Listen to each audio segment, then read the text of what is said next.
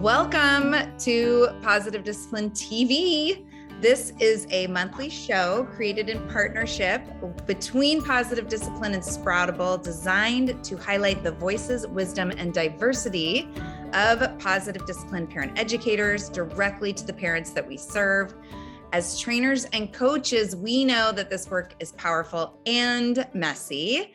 With Positive Discipline TV, we're hoping to bring the practice of positive discipline to life and leave viewers feeling empowered and encouraged to carry it on inside of their own families. I'm Casey O'Rourke. I'm a Positive Discipline lead trainer, coach, and the adolescent lead at Sproutable. And this is my co-host, Julietta Skoog, also a Positive Discipline trainer and the early years maven at Sproutable.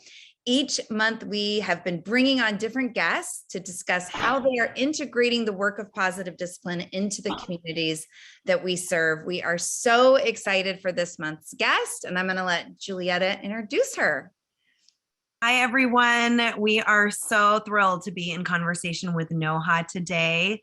Noha Alshugairi received her PhD in Islamic Studies from Graduate Theological Foundation, her MS in counseling from California State University, Fullerton, and her BA in zoology from Rutgers University.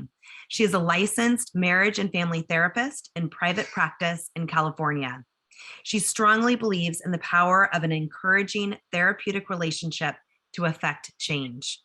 As a certified positive discipline lead trainer, she conducts parenting classes on a regular basis, and in her practice, she utilizes positive discipline to help parents and children have a better connected relationship.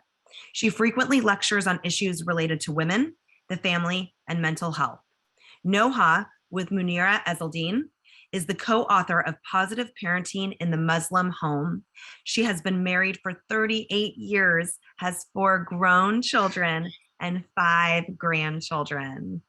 Welcome, Noha. It's so lovely to have you here. Thank you so much. And we are so eager to jump into conversation and hear all about your story. Will you start us off by telling us about your journey in discovering positive discipline? Sure. Good morning or good evening, good afternoon, wherever you are in the world.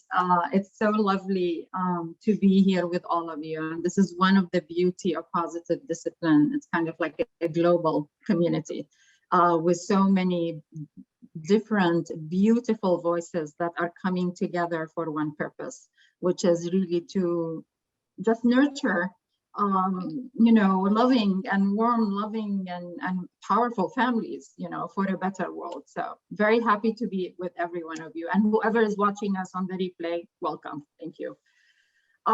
So the journey, it's some things happen in life, randomly and without planning. And so positive discipline was one of those.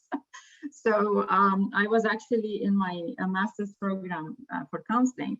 And as a side note, it's very interesting to me, like in these fields in the US specifically, my experience is with the US. So whether education or counseling and therapy, they don't actually dedicate part in the programs to studying how do we do the discipline in the family, even though it's such an integral piece and it's a preventative piece. Like really proper parenting is a preventative mental health, strategy, but nobody thinks of it this way, unfortunately. Anyway, so I'm in this program. I'm loving what I'm learning. I was introduced to the Adlerian School of Psychology, and I just fell in love with the Adlerian School of Psychology. We get introduced to many psychological theories, of course, pros and cons and all of that. But the Adlerian School of Psychology just spoke to my heart, and I resonated with that. And it's unfortunate that not many programs are actually teaching it nowadays. It's very, very unfortunate. Anyway, so there is actually a support group for Adlerian School of Psychology in Orange County, where I live, and they had monthly meetings. So I would go because I love the theory, and I would go attend the meetings and listen to what they have. And I remember the first meeting I attended was about praise versus encouragement, which is like a very core piece in positive discipline. And I was like, wow, that's cool. I like that. like there is a difference between praise and encouragement. Anyway, fast forward a couple of meetings down the line, and then who was the monthly guest? Jane Nelson herself. And she introduces us in that session. She does the 2 lists. She does one of the warm-up activities in the TP manual, you know, the ones with the geometrical shapes, the one with the square and the circle. Remember that one? Yeah. Yes.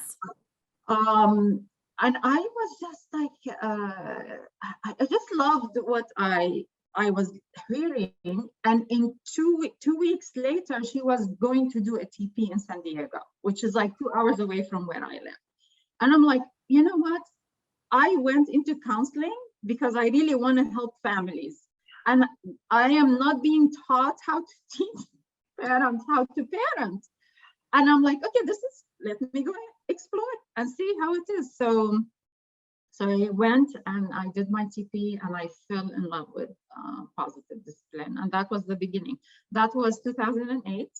And then I think a month later, Jody McVitie, who I think is like my guru in PDC, so she came into PDC, you know, in San Diego, and I'm like, oh, okay. And then Jody reached out to me after I finished the PDC. This is way early in the, not too early, like, but somewhat early in the PDA. Yeah. Things were much more, if you will, simpler.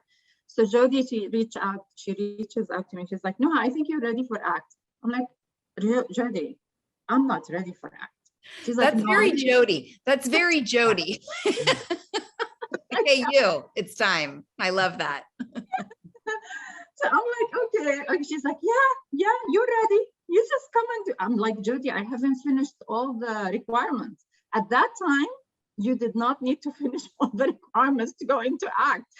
You know, see the progress of the organization, the growth of the organization. Yeah. Anyway, so I actually went, I was one of the, I did my TP PDC 2007, and then my ACT was 2008 in Seattle. And yes, and I was part of the group that had Stephen and had Lois. Cheryl was the the assistant. Mm-hmm. Cheryl and Sahara were the assistants that day. Anyway, that was the beginning of PD, and the rest is history. That's history. And for everyone who's watching later too, maybe that's just tuning in, that's not as familiar with the organization, ACT is the Advanced Candidate Training program that positive discipline trainers go through, and it's rigorous and intense. This is, Casey and I did it together. This is why we are forever joined in heart matrimony.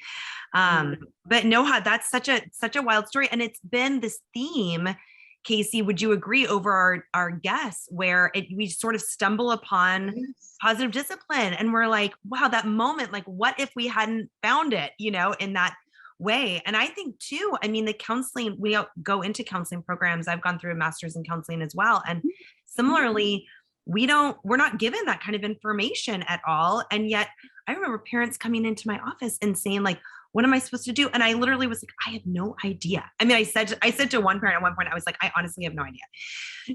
Where were you? You have 4 grown children now. Were you already raising your children at that point? Like, where was you'd had experience, obviously, parenting. So where was that intersection for you in discovering positive discipline? Sorry. That actually is a very interesting question. So actually PD when I discovered PD at that time, I had two girls at home who were in high school. Okay. And then I had 2 boys who were, finishing college or just finished college. So you could say that I discovered PD after I finished kind of my parenting. Not finished. You never finish your parenting journey. Honestly, this is when people come and tell me, is it too late? I say it's never too late, because you need to focus on what is your goal from the parenting journey. And for me personally, the goal is just to have a relationship with our children. just to continue to have influence on their lives, you know, and be a source of wisdom for them. So if that is the goal, then the parenting journey never ends, you know, until we die, of course. But anyways, but what was interesting, which I didn't know and recognize until way later, is when my eldest was going to middle school, I was so worried about the teen years. I was very worried about the teen years, especially being a minority in the US and you know, having our own values at home that I really wanted to maintain. I was very, very worried. Anyway, so the city where I lived, Huntington Beach, California, at that time, they were offering a teen parenting class. And I'm like, oh, okay, let me just go take it. And it turned out later on, I made the connection. It was an Adlerian-based program. It was the active parenting. I think it's called active parenting or systematic. I can't remember the name, but it's one of the Adlerian parenting programs. Okay, it's one of the established Adlerian parenting programs. So I took that program just before my son went to middle school, and it was influential. And I'll tell you in what way, because it just kind of expanded my horizon to really be accepting of the fact that just because I want my child to do something, it doesn't mean he's gonna do it. That what I want, okay, Casey, yeah, that what I want is not necessarily what my child wants, and it's okay. But it doesn't mean that I need to let go of my values and what is important to me. But we need to have a conversation, and we need to work through it. And I cannot come from a place of control. That was a huge shift for me.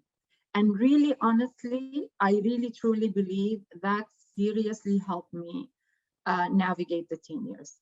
And I might have said it before in other settings, but my friends in my community called me extra large, meaning extra large because they saw me as this person who had given space to the children, to her children, and they thought that I was just being you know, too loose, if you will. So, and as an example of something I did that some of my friends would not do is, for example, I told all of my children, no problem, you can go to the prom. Okay, in the Muslim community, in some of the conservative parts or sections of the Muslim community, like the prom is associated with promiscuity and drugs and alcohol and all of that stuff, and so kind of like something scary, you know.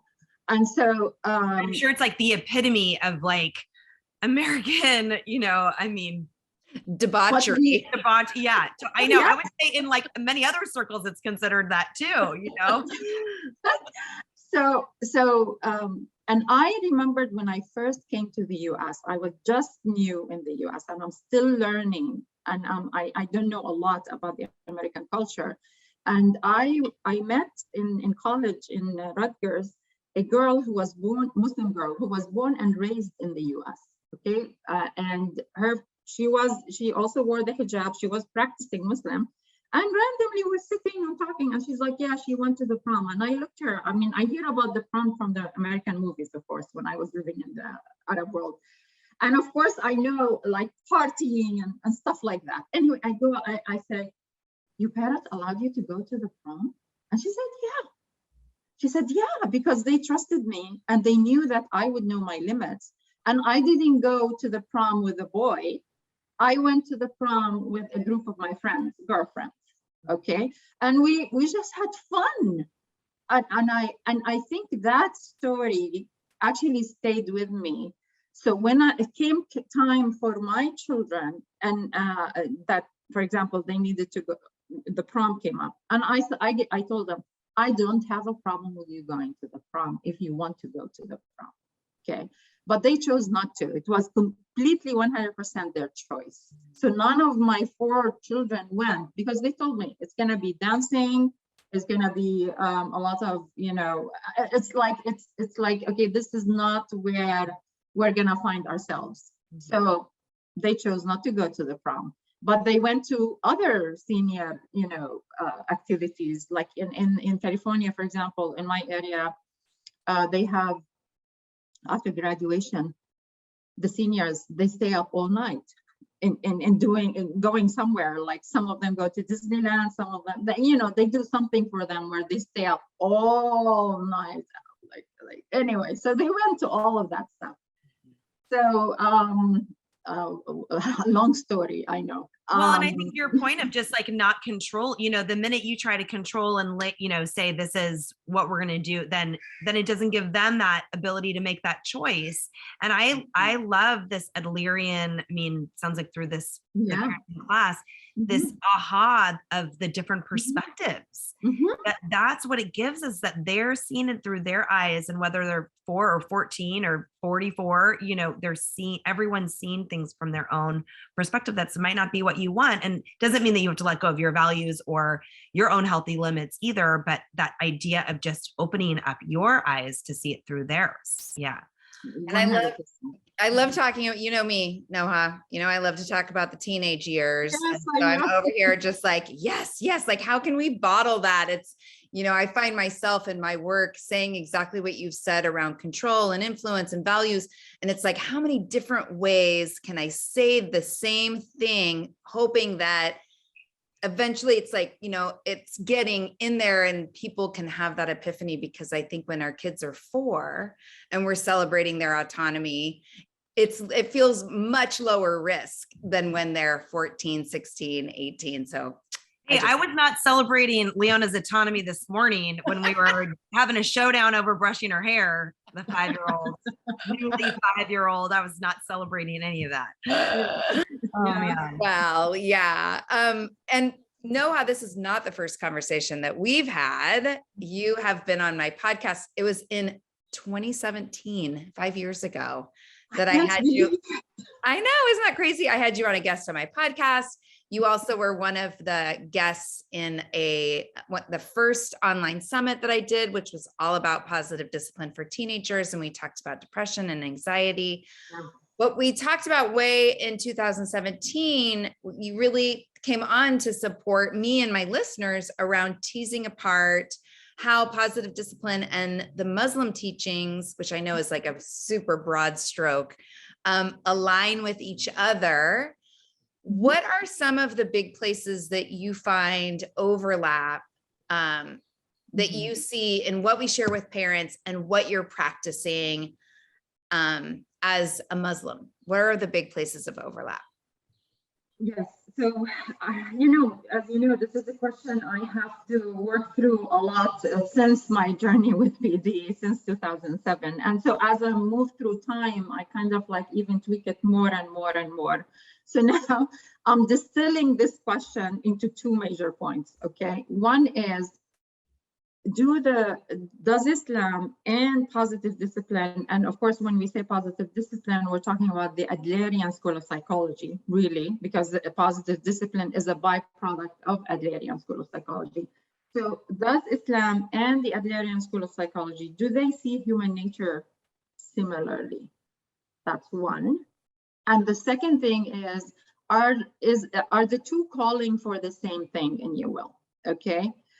In general. So this is where I see the alignment. So number 1 is the human nature, because for example, if we take Freud as a school of psychology, his view of human nature is somewhat really deterministic, okay? So by virtue of it being deterministic, it's kind of like really dark. And it is full of blaming.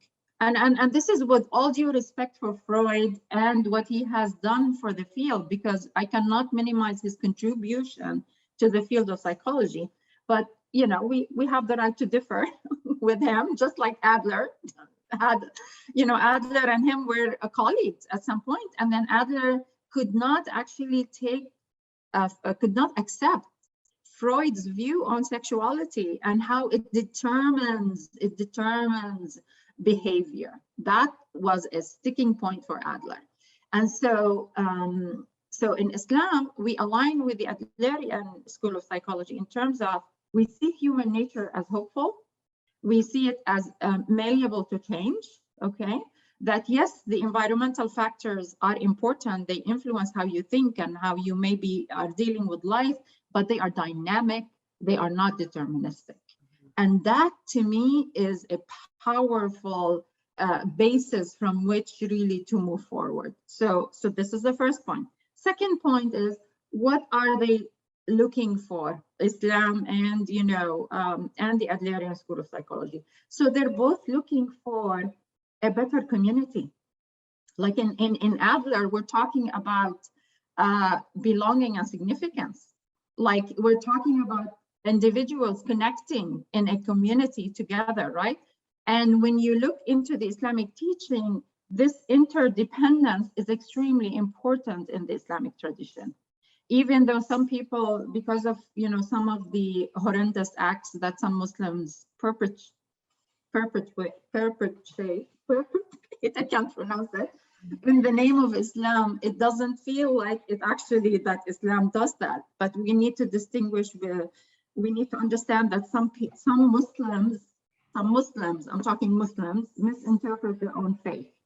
And I read something, and if you don't mind me reading this paragraph from the book from Adler, What Life Could Mean to You.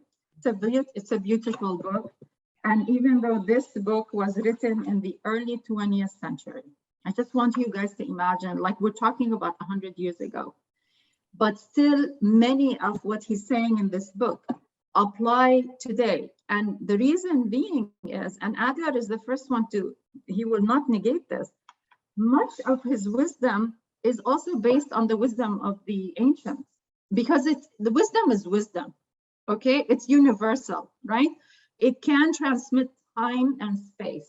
So his theory is based on observation of human behavior and nature and the wisdom, big picture wisdom.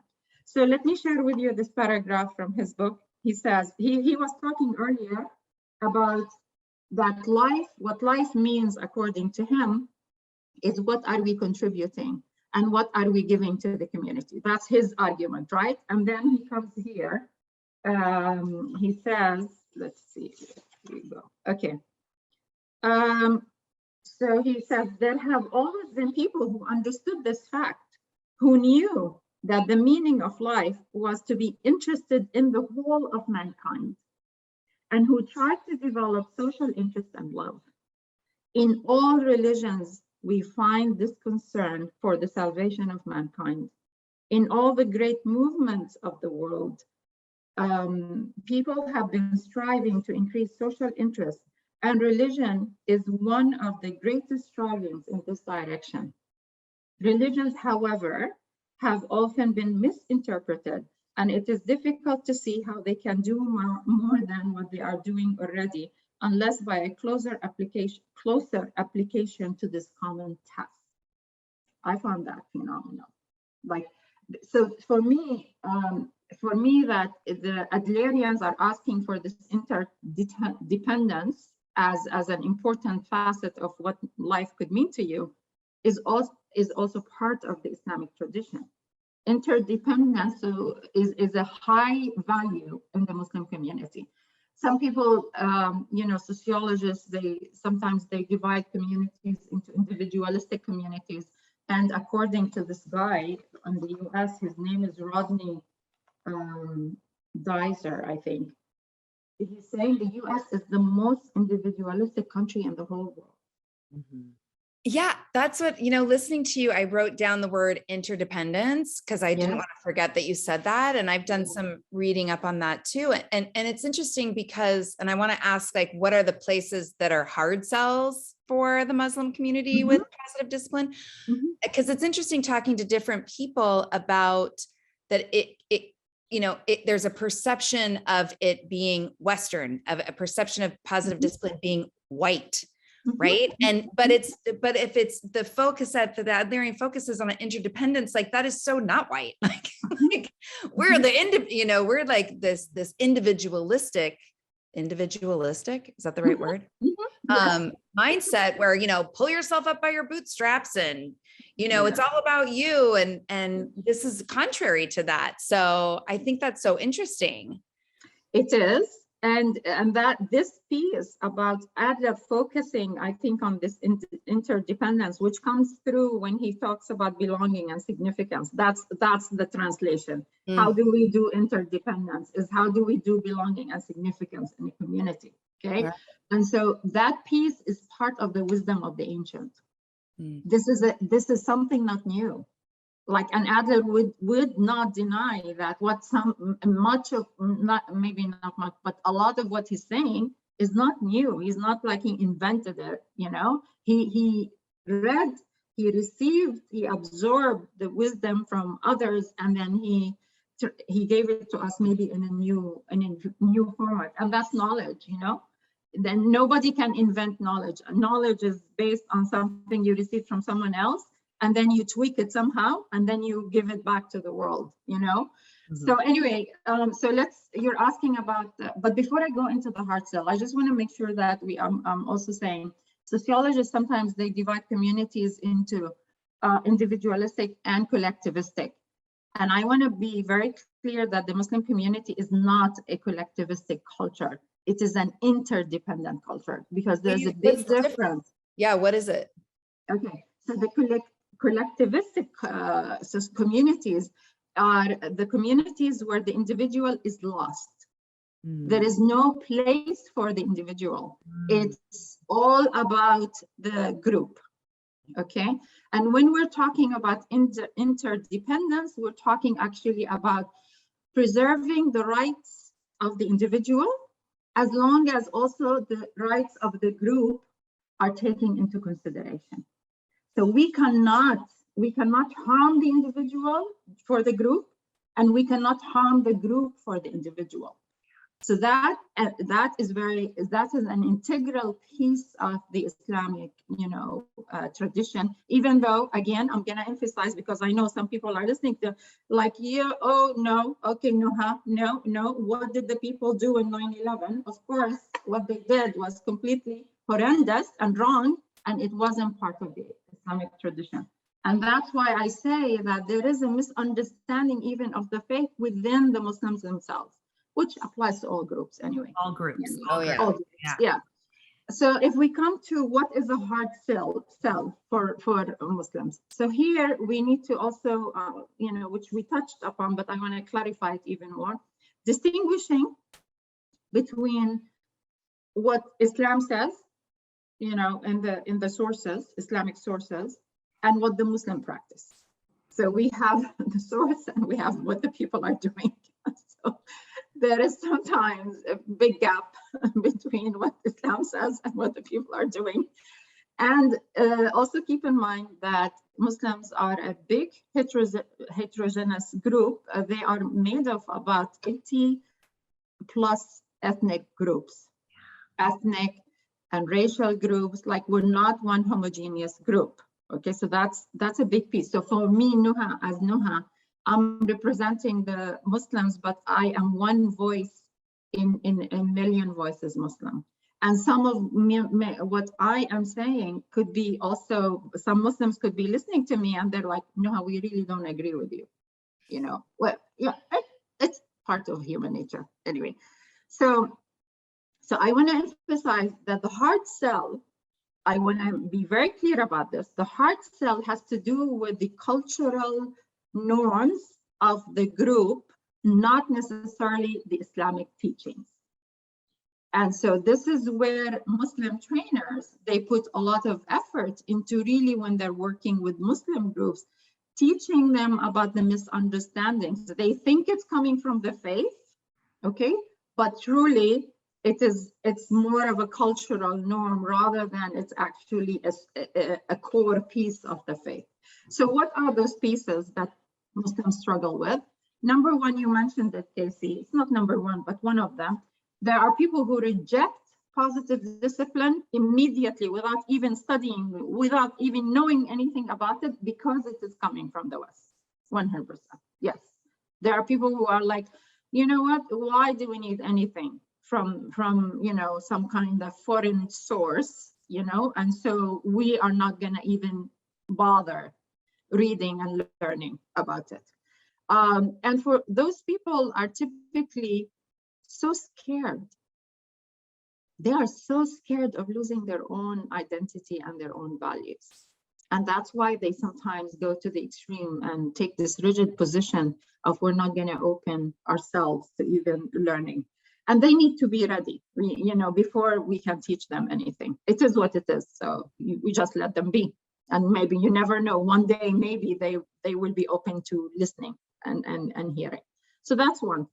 Can I ask about that? Noha, like, is it also, I mean, you hear this, I think, in just a lot of other groups too. Is it it's the scared, and is it also like, this is just how it's always been done? Like, we're fine. Why do we need anything? Also, this traditional piece of just like. That is definitely there. But I think that is part more of like a general universal human nature, if you will, like even within the US, us Americans, we have white Americans who will, why do I need to take a parenting class? I'm fine. I'm just going to do what my parents have done. So that's, I think, a universal resistance, if you will. Yes. Yes. Mm-hmm. Got it. Yes. That one is a little bit different because it has to do with what is the source of the information and the knowledge. Yeah. Got that. Okay. Thank you for that. Yes. Sure. Now, the other things that are sometimes very hard, to work through, and I'm sure many of us have struggled with it, even in our own communities, because it's it's part of the universal human thing, which is struggling with that we don't do punishments and rewards in positive discipline. People go up in arms. It's like, what? We're not going to do. We're not going to punish. What do we do? Like, what are we supposed to do? You're taking away everything in our power. You're taking away our control. So, of course, this is a hard one. So partly is because it's a human nature, like we think discipline has to have punishment and rewards, but there is also a religious component to it, which has to do with the misunderstanding of faith and misunderstanding of they extrapolate from faith certain ideas that lead them to we need to do punishment and rewards with our children. And so because this came up quite a lot in my years in working with PD, finally in I think it was 2020, Noha, I am trying to remember, or maybe 2021. Yeah, 2021. I created with my friend Manan Rustam, we created 2 workshops specifically for Muslims on how does positive discipline and Islam align. So one talks about the actual, core teachings of Islam and how does it fit, and we actually debunk the idea of that punishment or rewards are based in Islam, and that's why you have to use it. We debunk this whole thing. Of course, it doesn't mean that there aren't people who are against what we are presenting as an idea, which is fine, but our part is we just do what we need to do. And then, so there are 2 courses. One is about the actual theory of Islam and core of Islam and so on, and how we align it with positive discipline, or the other way around. And the other one is how do we use positive discipline so you can raise your children religiously with religious values in a positive way. Okay, so these are, I'm very, like, these 2 workshops are very close to my heart. And I love teaching them because to me, it's about really changing perspectives and changing misunderstandings. So we have done it twice. We did 2021 and we did 2022. Our goal is to continue offering it once every year and help. I have a question. So I'm so intrigued by the word positive, right? Like, and how people interpret doing something the positive way, whether it's religion or discipline or whatever. And to me, if I could go back in time, sorry about the sirens, all the windows are open right now and I'm in New York City. So. That's okay. Yeah. Okay, good. If I would love to go through and change, for me, when I hear positive, it's really about being connected. And I'm wondering for you, when you think about like teaching someone to, to like that second workshop of yours, what is the context of the word positive in that workshop? What do you mean by that? Excellent question, actually, because also you're touching upon something that is very important too, because in the Arab world, when they think about positive parenting, I'll come back to your question, but when they think about positive parenting, they think we are talking about positive reinforcement, which comes from behaviorism, okay? And so part of our teaching in the Arab world is about emphasizing that positive discipline is not behaviorism, and it is not about positive reinforcement, and to be careful about what do you mean by the word, because there are many in the Arab world who believe they are doing positive discipline, but actually what they're doing is positive reinforcement. Or being nice while delivering the consequence. Right? Exactly. Oh my God. Yes. Or like one parent told me, she was like, I did positive. I said, how did you do positive discipline? Her son had lied. Okay. And I said, how did you do positive? She said, I told him, what is your punishment? I'm like, you choose. She told him, choose your punishment. And I said, okay, how did this become? Where did you get this idea that this is positive discipline? She's like, this is what they tell us in school. And in the school where the child goes to, he goes to a school that supposedly is implementing positive discipline, and that's what they do.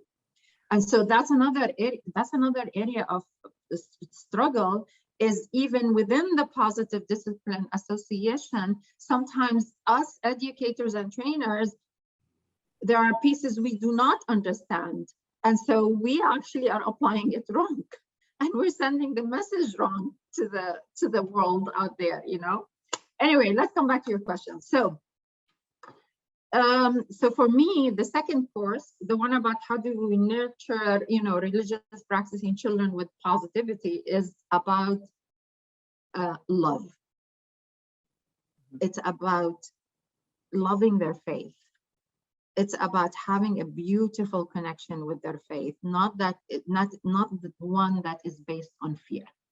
Because there are, in the Muslim community, there are families who raise their children in the faith by fear. Like, it's like, oh, do this or God is going to be very angry with you. Right. Do this or you're going to hellfire. That fear-based religious training is there, okay? And it's coming from a good place. And I want to be very clear. It's coming from a place of parents loving their children, and also maybe misunderstanding that the result or what their children do with their faith is their responsibility, when it is not. Their responsibility is to plant the seed and introduce, but what the child does with their faith is their own individual journey. So yes. I would just want to hold that moment. I mean, that's everything. That it's not their responsibility for what they're doing. It's just to plant the seed. Yeah. I love that we can pull out of that. I love how that fits not only in this conversation around, Muslim faith, Muslim families, it fits everywhere. Right. Mm-hmm. We're here in parenting. We're here to plant, of course, my parenting beans, right? And Debbie's in the chat saying, yep, I got young adult children. Mine are heading that way, Debbie. And I get to plant seeds. I get to hold space and be curious and be encouraging. And at the end of the day, they walk out the door and they make their decisions.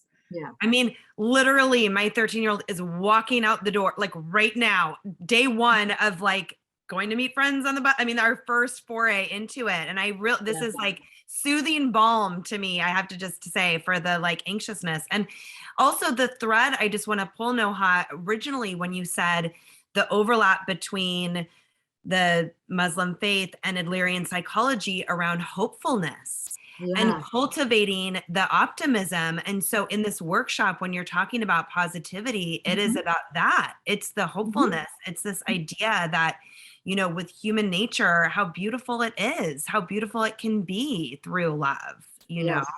Yes. Yeah. And, you know, for many, some parents who come into the workshop, it is such a relief for them to hear us tell them, you know, the results are not your responsibility, really. And we use the word, we say Allah, you know, God is not gonna ask you about the results.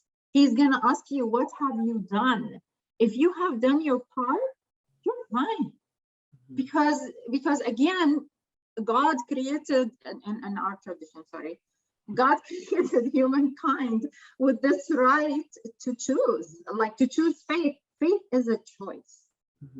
Faith is not something you can force on anyone. You cannot coerce anyone into faith. And so if we believe that as Muslims, then how do we expect that we have to force our children into, you know, believing the way we do? We just have to do our part. And so for many parents, this is like such a relief for them to know that I'm just gonna focus on my part. I'm gonna focus on especially the first, you know, 12, 13 years, because from 13 to 18, then the children start having their own ideas and their own thinking.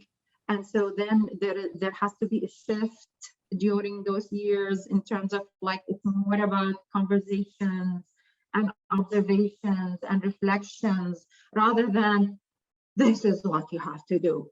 How dare you? You haven't done that. Well, I'm thinking about like the threat of hell, right? Like that's like that desperate place, right? I mean, I've been there where it's like you're so scared that the only thing that can come out of your mouth is, you know, like if you do that, you know what I'm gonna do to you? You know, like it's this desperate fear. Yeah. So it's the, you know, the top of the toolbox is, you know, the hammer in those points. Well, and that it comes from that anxiety. And so then we control more. And so, and something you said earlier too, Noha, around the social interest piece. Yeah. And this overlap with Adlerian psychology and with Islam faith as well, Muslim faith as well, that there is this social interest when we can say like towards someone. And again, I love how the interdependence versus the collective, that really resonated. That really, thank you for that clarification. Because in that way, if we really are doing the right thing, right? Like you said, like if we just lay our head at the end of the day, whether or not the outcome, whether we did our best, you know, like good faith and like for the good for somebody else, whether it's our children or whether it's somebody within the community, that is mental health, right? Yes. That is peace, you know? Yes. Thank you. Yes, and that's why for me, training parents or others in positive discipline is bigger than the discipline piece for me. For me, it's the prevention of mental health problems. And today or yesterday, the Senate in the U.S., global individuals who are attending, but this is a big deal for us in the US. The Senate finally passed a resolution for gun control, or some gun control. Some, I understand some. However, it's better than what we had before. A little bit better. You know, maybe it could be the opening for, you know, for even more control, because, you know, this idea of the gun rights, this is a social norm for the US. Really? You were going to say the other piece that came out today, that it was a whole nother, Oh, yeah. I know. I know. Well, here's my question though. There's so much, Noha, too, about like, I mean, you know, with like you know, talk about the hard sells, and then the two workshops that were even, you know, birthed from this, because it is like, so there's so many of these misnomers and just trying to like really push it. And you wrote a book, as I said in your bio. I mean, an entire book, and you talked about 80 plus groups. I mean, that is a massive undertaking, you know. So will you just tell us, I know, I can't believe how fast our time is going, but tell us about that sort of writing experience, even with positive parenting, and you use the phrase positive parenting and the Muslim home. How, like, there's so much I can ask you about it, but specifically, translating those positive discipline teachings through this, like, how was that process for you? And just something you want to share about, tell us about that. So something that is very important for me, Noha, is my base, my first lens, the one that I use to kind of assess things, is Islam. So because positive discipline passed that assessment in my book, then it was easy for me to just move forward in positive discipline. And because it just felt so natural. Like, I'm like, when I read and I read and I did the training, I'm like, I didn't see anything that contradicted Islam for me. And so it was a very smooth, if you will, alignment of both in the book. So I didn't struggle with that piece. I just wanted to see where would Muslims need to know that they are actually merging, there is a convergence. How do I introduce that? And so that's where I went back into our traditions and pulled out stories to kind of like a story that would show one of the principles of many of the principles of positive discipline. And then in the tools discussion, we wrote examples of that are related to the community, within the social norms of the community, so it will resonate and speak to the readers. It was definitely a labor of love, the book. Definitely. And I'm just curious, just again, from another like working parent, how do you even, Casey, you wrote a book too. How do you even do, were you up at night? Like, when do you do this? So yeah, I guess for me, because I'm a morning person, I wake up early. We have a prayer that we do in the morning before sunrise. So basically what I do is I wake up, I do the prayer. And then when I was writing the book, it would be pray, go do the walk, because I have to walk every day. It's my integration piece of mind, body, and everything. So do my walk in nature, and then come back, drink my tea, and then go into my room and my office, and then type. Yeah. So the thing that helped me with the overcoming the block is not to stress over if what I'm writing right now is making sense. I'm just like, whenever any idea came to me, like it could be in a different part of the book, I would just immediately jot it down. And then over time, and it's not only me, like Munira was also writing. So then we would meet, and then we'd merge and we'd cut, and So it took us. Because I do think it's really inspiring. We look at the Positive Discipline Organization, and Jane, and Lynn Lutt have, and Jody, all these original kind of positive discipline books, but then there's all these offshoots, positive discipline for kids with special needs and single parents, and everyone that has taken these teachings, and they're like, wow, there's this one aspect there's a voice there that hasn't been heard yet with positive discipline. And so it's really inspiring to hear for everyone else who's watching, if there's a part for you that positive discipline lands, and there's a book that's out there to really bring that intersection. You really are inspiring way, for how to do it. Well, and I just ignored my family for a year while I wrote a book. That was my approach. No, I'm just kidding. It was interesting though. I don't know about you, Noha. I don't know how old your kids were when you were writing it, but when I wrote my book, which is just a little sweet little number I did, I was actually going through the first year of the hardest era of parenting. I didn't know it when I was in it, but it was so interesting to be writing about parenting whilst the beginning of for me, the struggle was really a few adolescent years, and to be like in the conversation of like, how am I writing a book? Like everything there's crazy town happening in my life. And here, like, just try this. But there's also a place for transparency, and that's, and authenticity. And I feel like every conversation I have with you, Noha, there's always just this beautiful authentic. I feel like we connect soul to soul. I'm thinking We back to do. our sweet car ride from San Diego to Orange County, where we had our first true bonding experience. And I really appreciate that. And I would love to know, and you know, in the time we have remaining, what are the things that you're hearing from the parents you serve that are coming up at the dinner table that are struggles that, you know, any culturally specific challenges that are brought up that are coming up in families right now? And how can we as a community of non-Muslims, we meaning like Julietta and I and others that look and sound like us, be in service and allyship to the Muslim community? So I think that if we were to summarize, you know, the struggle around the dinner table, it's going to be about the differences in social norms between what the Muslim parents would like their children to have, and the social norms of the larger society around the family. And so there is definitely a lot of pressure on the children.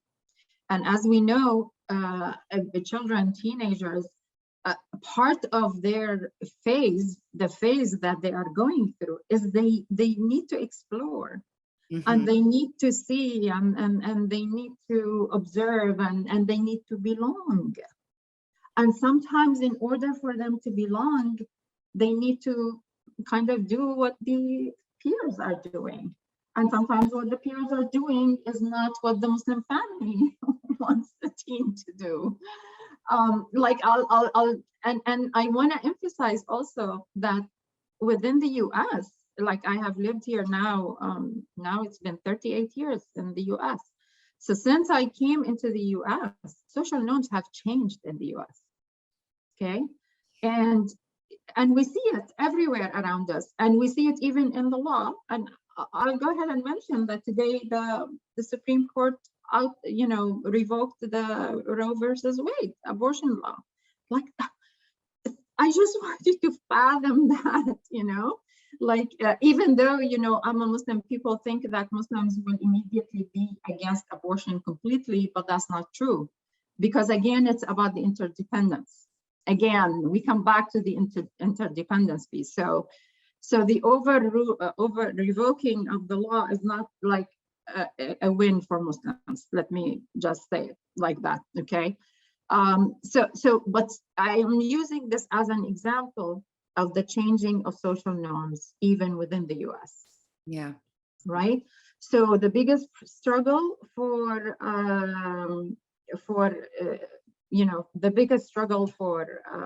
Muslims at the dinner table is around the social norms, is around what the larger society is saying outside the family, okay, and what the Muslim family would like the social norms to be. And I want to also emphasize this is not only also specific to the US, because American culture and American social norms are actually becoming really global. Like whenever I go to visit the Arab world, I see the American social norms in the Arab world. So that's where we struggle as a family. As in terms of like support, and that is really, it's going to be very hard. It's not an easy thing. It's a very subtle thing, because I'll say it and then we'll see. Basically, sometimes there is this undercurrent, unconscious belief that some people in the US hold, that they are somehow better than other groups.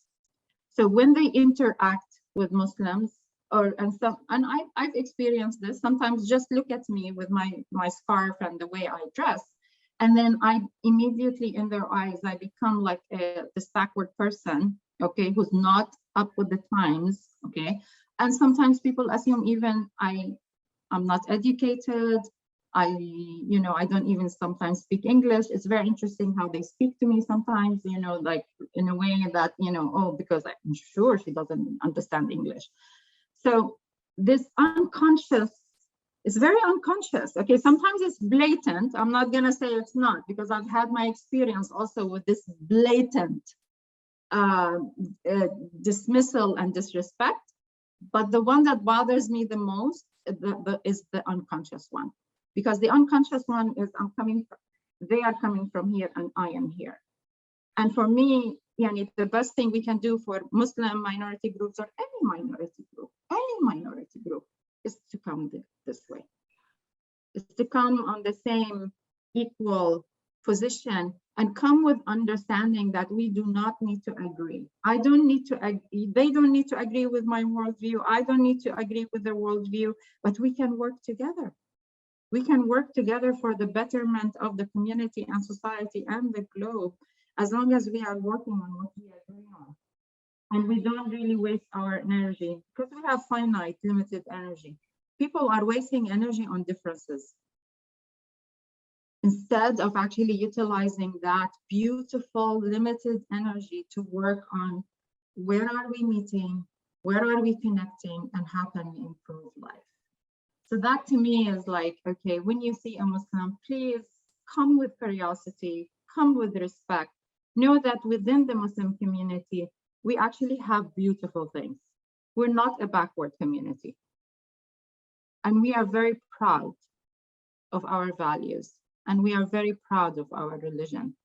And so we actually do not like it when some people come to us and talk to us as if that we need to change and tweak our religion because somehow our religion is really, I don't know.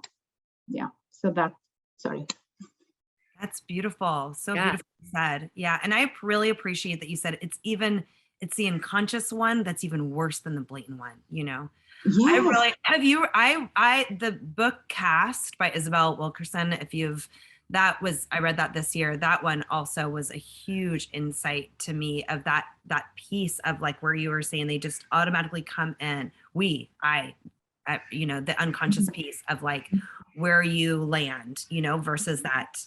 And that brings up that laddership to leadership conversation we had with Dina last month as well. And that we do within positive discipline, and that same overlap of how, where are the places that we can connect and how to do that. Yes. Thank you, Noha.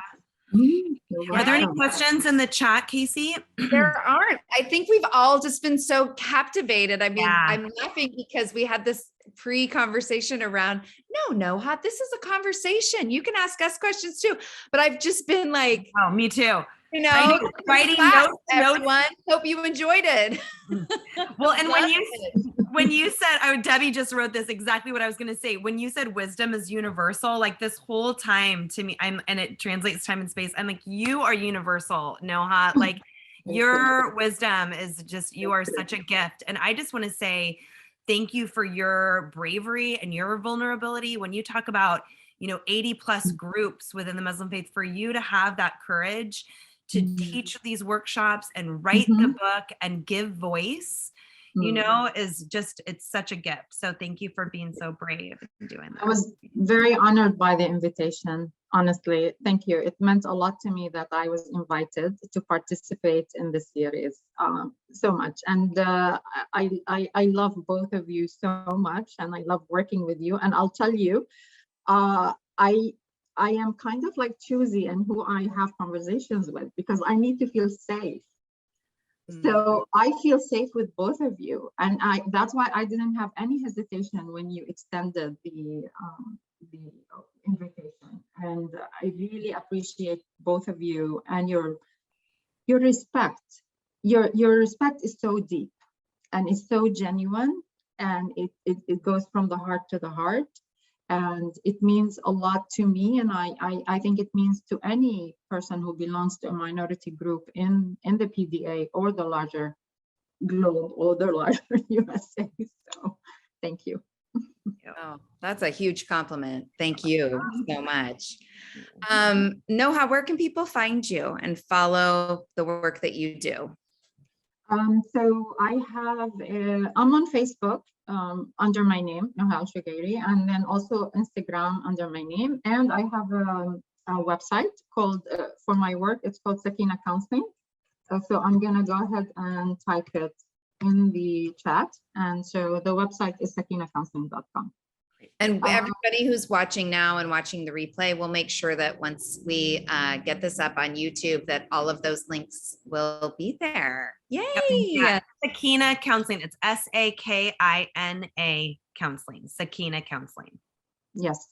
Thank you very much. Yes. Thank you so much. We adore you. And thank you to Positive Discipline for their partnership with this project. You can find endless positive discipline tools and resources at positivediscipline.com. And viewers, you can find Positive Parenting in the Muslim Home on Amazon. Is there a better place to find it, Noha, or is that the best place to look? That's the best place. So actually, if I may add, we actually now have it in Arabic and French. We translated the book into both languages, yes, and they're all on Amazon. Yep, and Audible. It's on Audible too. Oh, cool. Perfect. I love Audible. If you want to know more about what Julietta and I are offering parents, you can go to our website, which is besproutable.com. We have offers for parents of littles all the way through the teen years, for nannies, for teachers and parent educators as well. And we just want to give a heads up. This is actually, you are our season finale. Noha. This is our wrap up of the Positive Discipline TV season for 2022. We've had such a fun time playing together and bringing this to people every month. We're going to regroup over the summer and plan and strategize for 2023. So stay in touch and be sure to follow both Positive Discipline and Sproutable on all the social media channels and open your emails from us. Don't opt out, just be a yes. Thank you everyone for being on this ride with us. We appreciate all of you for showing up. You can, if you've missed any of the interviews, over the last 6 months, you can watch all of the previous episodes by heading over to either besproutable.com/PDTV or positivediscipline.com/PDTV. Watch your inbox for the replay of today. And again, thank you so much, everyone who is here watching. And thank you, Noha. We appreciate it. Bye, guys. Have a great weekend, everyone. Bye. Thank you so much.